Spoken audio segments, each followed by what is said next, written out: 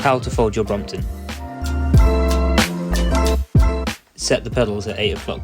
Position the bars slightly to the left. Reach down and pull the locking mechanism. Lift the bike and swing. Undo the hinge clamp. Grip the stem just above the clamp. Swing the front wheel backwards, ensuring the hook is in contact with the frame.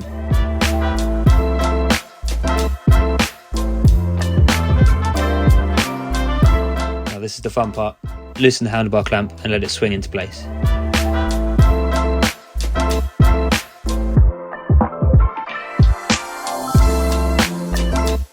Drop the seat post to lock everything in place.